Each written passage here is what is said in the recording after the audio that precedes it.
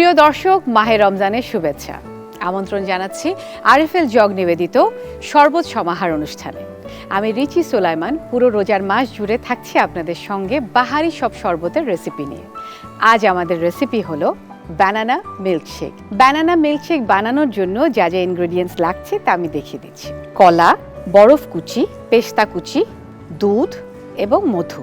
প্রথমেই আমি দিয়ে দিচ্ছি বানানা, কলা, এবং আমরা জানি যে এই ফলটা অত্যন্ত সুস্বাদু এবং সুস্বাস্থ্যকর। দিয়ে দিলাম কলা, এরপর দিলাম সুপারফুড মিল্ক, তারপর দিলাম হানি, অত্যন্ত সুস্বাদু এবং স্বাস্থ্যকর।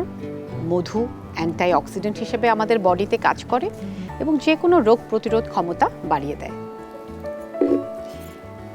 দিয়ে দিলাম বরফ কুচি। আমার শরবতে বরফ কুচিটা ব্যবহার করতে আমি খুবই পছন্দ করি, কারণ শরবত মানেই একটু ঠান্ডা ঠান্ডা। আর আমি এখানে দিয়ে দিচ্ছি পেস্তা কুচি। পেস্তা কুচিটা আমি পুরোটা দিব না, হাফ দিব, আর বাকি হাফ আমি রেখে দিব গার্নিশ করার জন্য।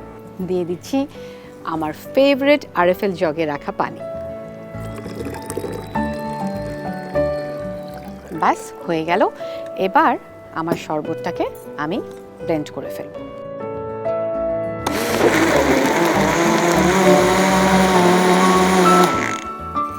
ব্লেন্ড করা হয়ে গেছে। শরবতটা আমি ঢেলে ফেলবো আরএফএল জগে। আপনারা সবাই জানেন, আমি অনেকবার বলেছি, আমার বাড়িতে কিন্তু আমি অনেক রকমের আরএফএল এর জগ রাখি, কারণ আরএফএল এর জগ 100% ফুড গ্রেড এবং বিপিএ ফ্রি। আর তাছাড়া আরএফএল এ অনেক ধরনের অপশন থাকে, অনেক ধরনের কালার্স থাকে, অনেক ধরনের ডিজাইন থাকে। যে ডিজাইনগুলো আমি আমার দাওয়াতের থিম অনুযায়ী, দাওয়াতের থিমের কালার অনুযায়ী আমি ব্যবহার করতে পারি। ঢেলে ফেললাম, এখন আমি গ্লাসে ঢালবো।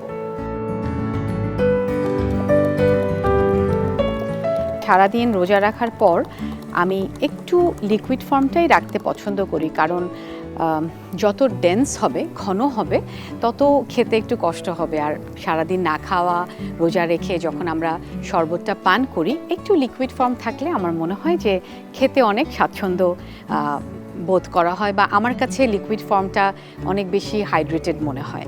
আমি এখানে একটা স্ট্র দিয়ে দিব,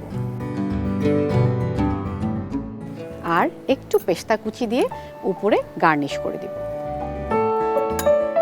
তাহলে দেখুন, তৈরি হয়ে গেল আমাদের ব্যানানা মিল্কশেক। প্রিয় দর্শক, আশা করছি আমাদের আজকের শরবত আপনাদের ভালো লেগেছে এবং বাড়িতে অবশ্যই ট্রাই করবেন। আজ তাহলে বিদায় নিচ্ছি আমাদের প্রিয় অনুষ্ঠান আরএফএল জগ নিবেদিত শরবত সমাহার থেকে। কাল আবারও দেখা হবে একই সময় একই অনুষ্ঠানে, দীপ্ত টিভি এবং দীপ্ত টিভির ডিজিটাল প্ল্যাটফর্মে।